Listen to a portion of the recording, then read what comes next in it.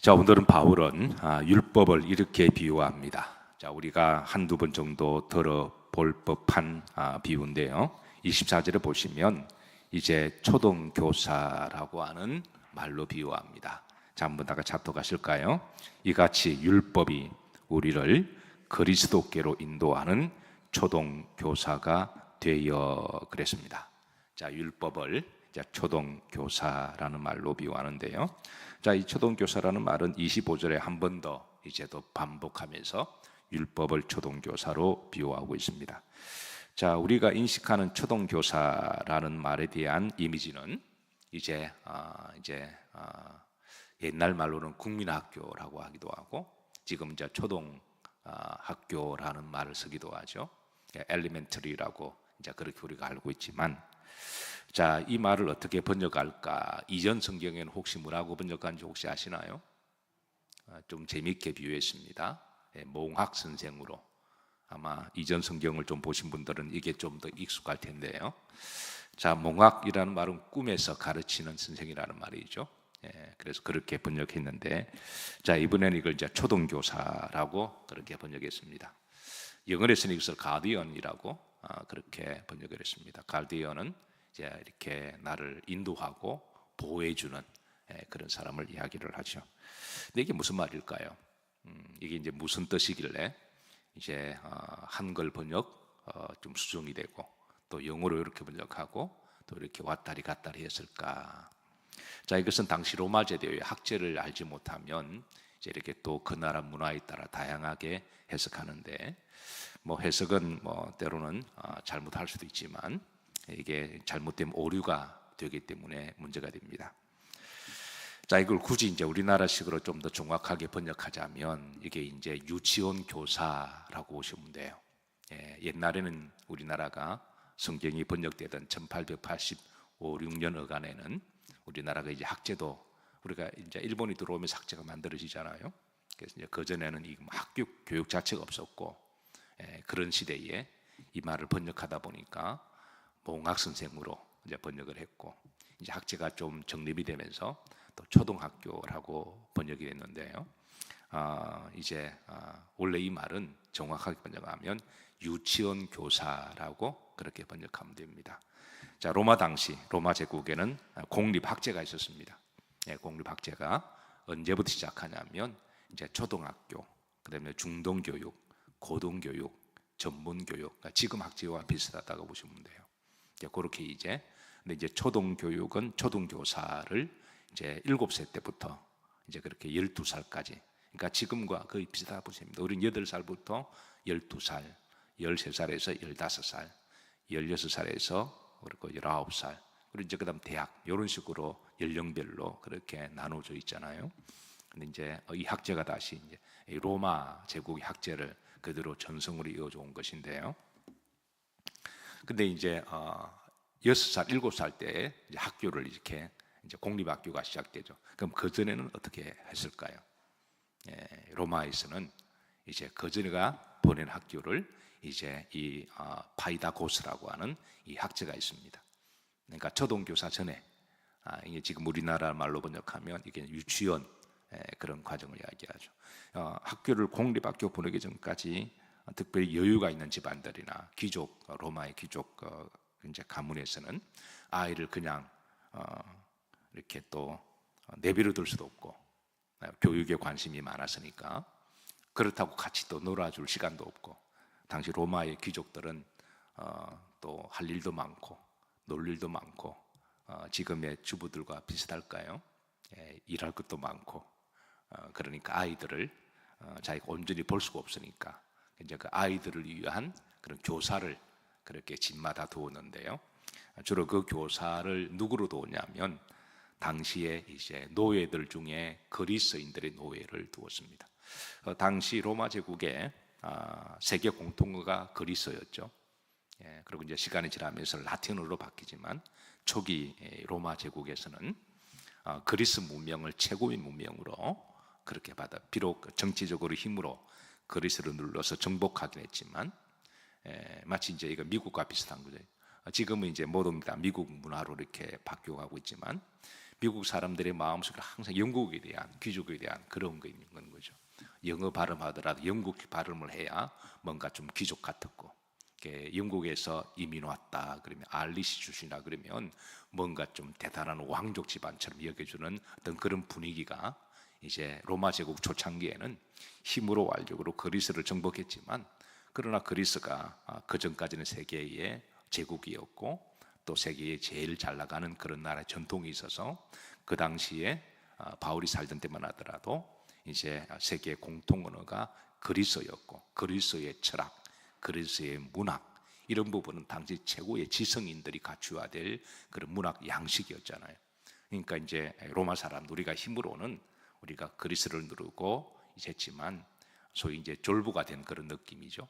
그러나 그들이 이제 늘 담고 싶어하는 그런 문화와 그런 삶의 그런 양식의 문화는 그리스인들로 항상 그리스를 배우고 그리스 문화를 이야기하고 그리스 철학을 이야기해야만 로마의 귀족들 중에 저 사람 좀 양반이다라고 하는 그런 시대에, 그래서 그러다 보니까 그리스도인들 노예들 중에 똑똑하고 지식 있는 사람들, 그런 사람을 최고의 인기로 두고 그런 사람을 이렇게 이제 어떻게 하든 뭐 사든 구입하든 그렇게 해서 자기 아이들을 맡기는, 그 일을 하는 사람이 바이다고서라 그랬습니다.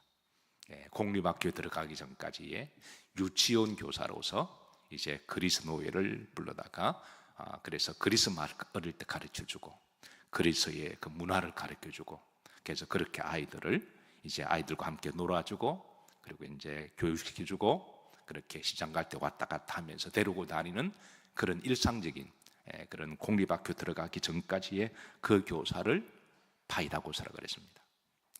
그래서 이걸 이제 우리나라식으로 굳이 번역하자면, 우리나라 지금 교육 제도가 잘 돼 있어서 공립학교, 초등학교, 중등 이렇게 되잖아요. 그 전에는 우리 유치원 보낸다 그러잖아요. 지금도 이제 미국이 이걸 킨더가든이라고 말을 하긴 하지만, 근데 이제 옛날에는 킨더가든이 없었죠. 그래서 이제 이것을 바울은 초등교사, 그러면 우리가 느낌으로 지금 초등학교 느낌 있잖아요. 그런 학제가 아니라 그 전에 유치원 교사라고 번역하는 게 더 맞습니다. 자, 로마 제국의 바울 당시 공립교육이 이렇습니다. 초등교육이 있습니다. 이게 초등교육을 루두스라고 그렇게 불렀습니다. 7세부터 12살까지인데요. 자, 그때 초등교육을 루두스라고 불렀고, 이제 교사를 리테라토르라고 그렇게 불렀습니다. 이게 그 당시에 흔히 불렀던 그런 학제였고 그런 교사들의 호칭이었습니다. 이때는 기본적으로 이제 읽기와 쓰기, 더하기 요런 정도의 이제 아이들을 배우죠. 그리고 암기하고 이제 필사, 뺏기는 것, 카피하는 것, 요게 이제 주된 교육이었습니다. 이때에 이제 체벌이 가능했고 교사들이 아이들에게 막대기 드는 것도 가능했고, 이 단계를 12살까지 마치고 끝나면 중등교육이 들어갑니다. 중등교육을 그라마티쿠스라고 부릅니다. 우리가 그랜마라고 할 때, 문법이라고 할 때에 이제 이 용어에서 나온 거죠. 교사도 이제 그라마티쿠스라고 그렇게 불렀고요. 이때는 이제 문법, 문학, 그리고 이제 시, 역사, 이런 것들, 그리스의 호메로스, 베르길리우스 같은 고전 작가들을, 그리스의 작가들, 고전들을 이때부터 이제 배우기 시작합니다. 그리고 이제 고등교육, 우리로 말하면 이제 고등학교겠죠. 16살, 20세까지. 이때 이제 이 고등교육을 레토르라고 그러는데요. 이게 이제 수사학이라고 하는 말이, 우리가 지금 이제 레토릭 산다는 말이 있죠. 수사학이 바로 여기에서 유래가 됩니다. 자, 이때부터 수사학, 이제 앞에서 이제 웅변하는 것, 그리고 철학, 법률, 논리학, 그러니까 이런 것들을 가르쳐주고, 그리고 이제 토론, 그리고 공개 연설, 그리고 기초적인 정치, 법률, 군사, 이런 부분을 가르쳐 줍니다. 그래서 이제 이 과정만 마쳐도 군대를 지원하면 로마에서는 이제 중간급 간부 정도까지 들어갈 수 있는 그런 위치가 됩니다. 그다음 마지막 교육이 전문 교육입니다. 우리로 말하면 대학이라고 말할 수가 있겠죠. 그다음 고등교육 이후에는 요 교육에는 법률, 의학, 건축 이런 부분들을 전문적으로 배워서 이 과정을 이제 하게 되면 소위 지금으로 말하면 이제 높은 그런 이제 공직에 들어가기도 하고, 군대에 들어가게 되면 장교로 들어가기도 하고 영관급으로 들어가기도 하는 이런 학제가 당시 로마 학제였는데, 이런 로마 학제 가운데 이제 가장 낮은 단계, 우리로 말하는 유치원 단계를 뭐라 그랬나요? 예, 그게 파이다고스. 파이는 아이라는 말이거든요. 아고스는 이끈다. 그러니까 어린 자녀들이 이끄는 교사. 집에서 이제 그 노예들을 도와서, 그래서 이제 아이들에게 걸음마도 가르쳐주고, 그리고 이제 어디 마실 갈 때 데리고 다니기도 하고, 엄마를 대신해서, 부모를 대신해서 아이와 놀아주기도 하고, 말하는 법도 가르쳐주고, 그게 가장 낮은 단계. 그게 바로 파이다고스인데, 지금 바울은 우리가 살아가면서 배워야 될 여러 교육의 단계가, 전문 교육까지 보면 가장 기초인 것, 베이직한 단계, 율법을 바로 거기로 비유하고 있습니다. 예, 유대인들에게 너희들이 그동안 이제 율법으로 교육을 받았다. 하나님이 이제 누가 오시기 전까지, 예수님이 오시기 전까지 율법의 역할은 바로 파이다고스까지다. 지금 그렇게 하는 거예요. 예, 그래서 너희들을 요까지 걸음마라, 기초적으로 말하는 것, 요 정도까지 하나님이 이 역할하라고, 율법이 필요 없는 게 아니라 요까지다. 그렇게 이제 그 당시 학제를 바울은 이제 학제는 그 당시 다 알고 있는 거니까 그 학제를 여기 설명하고, 이제 이런 이제 이해를 가지고 그 다음 높은 단계가 있다. 네, 그 다음 단계가 바로 25절을 보시면 합독합니다. 믿음이 온 후로는 우리가 파이다고스 아래에 있지 아니하도다. 그러니까 초등교사 그러면 우리가 말하는 엘레멘터리 그런 개념이 아닙니다. 그보다 밑에 유치원 단계. 그러니까 믿음이 온 후로는, 예수님이 오신 후로는 우리가 유치원 아래에 있지 아니하도다 그랬습니다. 그 단계를 이제 뗐다라는 거예요. 실제로 아이들이 자라면 6학년, 초등학교 6살까지 되면 뭐 걷기 떼고, 기본적으로 말하는 것 떼면 그 다음부터 어떻게 해야 되나요? 그 다음에 이제 공식적인 이제 학교에 들어가서 이제 그때 또 배워야 할 그런 또 공부가 있고 믿음의 단계가 있는 것이죠. 자, 20절 보십시다. 자, 합독합니다. 너희가 다 믿음으로 말미암아 그리스도 예수 안에서 하나님의 아들이 되었으니, 예수님 안에서 글자 그대로 우리가 주님 안에 들어간다는 말도 있지만 24절, 25절과 문법적으로 보면 그 다음 단계로 나아가는 단계를 이야기합니다. 그러니까 이제 파이다고스 단계에 있었다면 이제는 그 다음에 학제, 그 다음에 이제 예수님 그 다음 단계로 들어가서 이제 믿음의 그런 진보를 이야기하는 거죠. 자, 이런 개념과 예를 가지고 사도 요한은 요한 1서에서 우리들의 믿음을 어린아이 믿음의 단계, 자, 그 다음 어떤 믿음의 단계를 말하나요? 청년의 믿음의 단계. 사도 요한은 조금 다르게 이렇게 표현합니다. 그 다음 단계는 어른의, 장년의, 아비의 단계. 이런 믿음에도 단계가 있음을 그렇게 우리에게 비유로 말씀해 주죠. 자, 이제 그래서 우리가 이제 초등 단계를 뗐으니 이제 더 이상 율법 안에 갇혀 있지 말고 이제 복음 안에서 좀 더 성숙하게 그렇게 하라고 하는 것입니다. 율법에서 자유할 필요가 있다. 율법 무시하라는 게 아니라, 율법 부정하라는 게 아니라, 우리가 율법의 인식을 가지되 율법을 초월하는 그런 믿음, 율법에 자유하는 그런 믿음. 예, 가끔 그런 상담을 받습니다. 목사님, 내가 이런 것을 해야 되는데 이런 것을 해도 되겠습니까? 라는 질문을 받을 때가 있는데, 만약 우리가 이런 부분의 기초가 잘 다져졌다면, 이 부분에 대해서 만약 이 부분의 기초가 안 다져졌다면 우리가 다시 다지고 그 다음 단계로 가야 되겠지만, 이런 부분의 기초가 잘 다져졌다면 이제 그 다음 단계를 해도 괜찮습니다. 그 율법에서 자유해도 괜찮습니다. 가령 이제 어느 목사님이 제게 상담하시기를, 목사님, 내가 아이들을 가르치는데 말씀을 가르치고 예배를 가르치는 게 기본인데 아이들과 이제 필요에 따라 운동해도 되는지 모르겠습니다라고 물어요. 예, 그래서 이제 아이들과 이렇게 노는 게 목회자의 본질은 아닐 텐데 아마 그 목사의 마음에 이런 부분이 있었겠죠. 근데 목사가 이런 부분을 가지고 고민하는 것도 저는 상당히 근신하다고 생각합니다. 예, 그 기초부터 이렇게 우리가 늘 고민하고 본질을 늘 고민하면서, 그러나 이 본질 문제가 분명하게 정립이 되었다면 이제는 그 다음에 본질을 넘어서 이제 우리가 때로는 자유할 필요가 있잖아요. 그래서 이제 만약에 내가 목회자로 부르심을 받아서 복음을 전하고 또 성경을 가르치고 또 이렇게 맡겨진 하나님의 그런 양들에게 또 이렇게 기도도 하고 이런 부분이 확실하게 정립이 됐다면 그 외에 뭐 아이들하고 운동도 할 수 있는 거고 아이들하고 밥도 먹을 수 있는 거고, 왜냐하면 그 운동하고 밥 먹고 상담하는 게 다 복음을 위한 연장선의 사역이거든요. 예. 근데 만약에 복음을 알지도 못하고 아이들하고 노는 것에만 그게 본질이 되어버린다면, 아이들하고 막 먹고 마시고 운동하는 게 본질이 돼, 이거는 기초가 다시 쌓여야 되는 거죠. 그래, 이 부분이 확실히 쌓여져 있다면 이거를 위해서 운동하는 거고, 이거를 위해서 밥을 먹는 거고, 이거를 위해서 우리가 함께 상담도 하는 거잖아요. 제가 볼 때 그 고민하는 것 자체가 기초를 잘 다지고 있다는 의미입니다. 예, 그것만 잘 다져 있다면, 그래서 운동하는 것도 괜찮고, 또 이렇게 상담하는 것도 괜찮고, 또 아이들하고 어디 놀러 가는 것도 괜찮고, 왜 다 그거를 위한 거니까, 복음의 시고 통로니까. 그래서 그런 기초가 다져져 있다면 이제 우리가 언제까지 기초 가지고 막 고민할 필요 없거든요. 우리가 신앙생활하면서 신앙을 초창기에는 우리가 주일 성수, 우리가 또 이렇게 뭐 11조 아니면 기본적인 가지고 막 고민하지만, 어느 정도 신앙이 연륜이 차면 기본 가지고 늘 고민할 필요 없거든요. 예, 그 이미 다 정리가 돼야 되는 거죠. 그가 정리가 되고 그 부분을 초월해서 그 위에서 우리가 신앙생활을 해야지, 그게 신앙생활을 몇십 년 했는데도 맨날 뭐 주일 성수 가지고 고민하고 물질 가지고 고민하고 시험 들고 이렇게 하면 아직 그 초보 단계에 있다는 거예요. 초등학교 파이다고스 단계. 그러니까 유대인들이 그 하나님의 기본적인 걸 빨리 떼고 그 다음 단계로 가게 만드셨는데, 맨날 옛날에 머무르 있어서 그 단계 가지고 막 고민하고 시험 들고, 그 언제까지 그럴 거냐는 거예요. 바울은 그러지 말라는 거죠.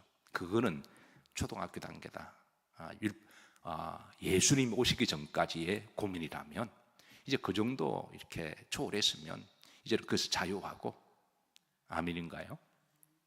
제가 그 부목사님에게 이제 그 부분이 정립된 자유해라, 자유하시고, 우리가 아이들하고 운동을 해도 음식을 먹어도 다 복음을 위할지인데 그 자유를 해야지.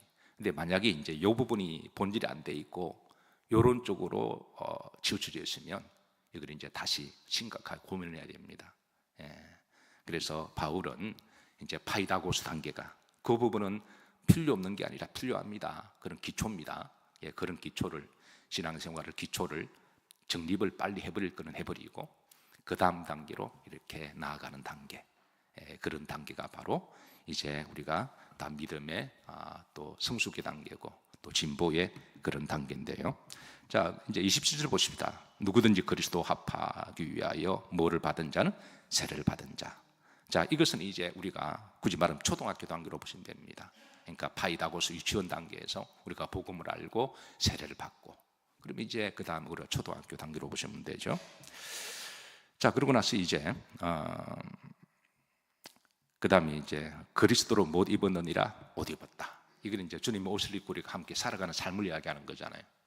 그럼 이제 우리가 세례 단계 그 다음 단계 위에는 주님과 함께 사는 단계, 내가 주님 옷을 입고 주님처럼 그렇게 되고자 하는 주님을 닮아가는 단계, 그런 단계는 뭐 중등학교, 이제 고등학교 정도가 되겠죠. 그런 단계가 되고, 그 다음에 이제 3장 28절입니다. 후름질을 보면 다 그리스도 예수님 안에서 모이니라 하나가 되는 단계. 이제는 이제 거의 하나가 되는, 뭐 완벽할 수는 없지만 거의 하나가 되는 단계. 이런 단계는 아마 이제 전문 교육 단계, 그 정도 단계. 그러고 나서 3장 29절입니다. 자, 이제 그렇게 되면 후름들입니다. 자, 무엇대로 유업을 이을 자다? 유업은, 우리의 최종 유업은 바로 영화의 단계죠. 천국의 하늘나라에서 하나님의 모든 유산을 함께 나눌 수 있는 이런 단계는 최종의 단계, 우리 신앙의 그 진보를 이제 가르쳐 주시는 말씀인데요. 자, 이게 로마의 학제를 비유해서 지금 바울은 복음을 이렇게 풀어나갑니다. 그 당시 로마의 학제를 알지 못하면 이걸 이제 모학 선생으로 번역했다가 아니면 가디안으로 번역했다가 초등학교로 번역했다가 이렇게 다양하게 번역이 되는데요. 어쨌든 우리가 이 당시 학제를 알면 이런 단계를 통해서 신앙의 진보를 우리들 가르쳐 주시고 계시고, 자, 이제 우리 적용하시면, 자, 여러분들이 지금 어느 단계에 와 있으신가요? 스스로 이제 기도 한번 해보시고, 그래서 저는 가끔 이제 후배들 가운데 목회 선상에서 이제 뭐 이렇게 저를 찾아오시는 분이나 아니면 또 어느 연회에 가서 만나는 분이나 우연찮게 만나게 되면 저도 어느덧 이제 목회하다 보니까 이제 목회자들 사이에 선배가 되고 또 그런 위치가 되어서 또 그렇게 존중해 주는 것이 고맙기도 하고 또 목회를 배우고자 하는 그런 상담도 고맙기도 하고 그렇게 해서 제가 많이 받는 질문 가운데 하나가 어떤 경우는 목회를 이제 한 40대 중반 정도면 40대 특별히 한 말 정도가 되면 목회자로서 기본은 다 정리가 돼야 됩니다. 목회자로서 기본적으로 고민하고 갈등하고 이런 것들은 그게 신학적이든 아니면 목회자 윤리든 목회자 도덕성이든 인격이든 어쨌든 이런 부분들은 늦어도 40 전까지는 다 정립이 돼야 됩니다. 네, 저는 그렇게 생각해요. 그리고 40대부터 이제 한 50까지는 그게 자기 옷에 맞도록 그렇게 이제 그렇게 돼야 되고, 근데 그 전까지는 고민할 수 있습니다. 그 전까지는 신학적으로 고민하고, 그리고 갈등하기도 하고, 내가 목회를 해야 될 것인가 말아야 할 것인가, 이게 나한테 맞는 옷인가, 이건 한평생 진리로 가는 목숨을 건 여정이기 때문에 청년 때 30대는 그런 고민을 해도 충분히 저는 좋다고 생각합니다. 처절하게 몸부림치고 밤새도록 신학서적을 보고 이게 진리인가 아닌가 고민하고, 그래서 그런 부분에 대해서 이제 고민하는 것은 저는 반드시 필요하다고 생각해요. 그런 고민 없이 정말 절대 진리에 대한 확신이 나오지 않거든요. 그런데 그런 고민을 나중에 할 때 하지 않고 50대에 가서 60대 가서 하면 이거 늦은 거예요. 그때 가서 막 이게 기본을 이야기하고 본질을 이야기하면 그거는 이미 다 정립돼야 되는 거거든요. 근데 그거는 젊었을 때, 처음 신앙생활 할 때 다 정리가 돼야 되는 거는데, 이거는 우리 성도들도 마찬가지입니다. 신앙생활 처음 하면서 몇 년 동안은 막 갈등하고 고민하고, 왜 주일을 성수해야 되죠? 왜 11조 해야 되죠? 왜 술, 담배 하면 안 됩니까? 이런 것들 막 해도 질문도 괜찮습니다. 고민하고 그리고 그런데 어느 정도 지나면 죽을 때까지 그럴 수는 없는 거잖아요. 어느 정도는 지나면 그거 다 정립돼야 됩니다. 정립이 되고, 이제 그 다음에 그리스도 안에서 그리스도 옷을 입고 정말 주가 서시겠다 그러면 따지지 아니하고, 이제 얼마 안 남았는데, 그렇잖아요. 얼마 남지 않는 그 연한, 그게 10년이든 20년이든 간에 그때 이제 내 인생을 영생을 다 거는 거죠. 영생을 정말 다 걸고 정말 후회 없는 정말 아낌없이 그리스도 유업을 이어받을 자로, 그렇게 우리가 마무리를 잘하는 게 그게 복이 아닐까요? 그게 복이 아닐까요? 그래서 찾아온 후배들한테 꼭 이야기합니다. 고민할 때 고민하지 않으면 나중에 뒤늦게 철들면 이게 시간도 없다. 그래서 충분히 고민하고 충분히 싸우고, 자신과 싸우든 학적으로 싸우든 세상과 싸우든 처절한 그런 고민 가운데 그걸 하고 정립을 할 때는 다 하고, 그렇게 해서 이제 하나님이 또 쓰실 때 그렇게 귀하게 쓰임 받기를 그렇게 기도하는데요. 근데 이제 사랑하는 성도 여러분, 오늘 이 새벽 아침에 그동안 여정을 돌아보시면서 나의 믿음의 단계는 과연 유치원 단계인가, 아니면 이제 지금 말하는 초등학교 단계인가, 아니면 중등의 단계인가, 고등의 단계인가, 그리고 전문가의 그런 단계인가, 이렇게 한번 점검해 보시고 믿음의 더 성숙한 단계와 진보가 있으시길 주의 이름으로 축복합니다.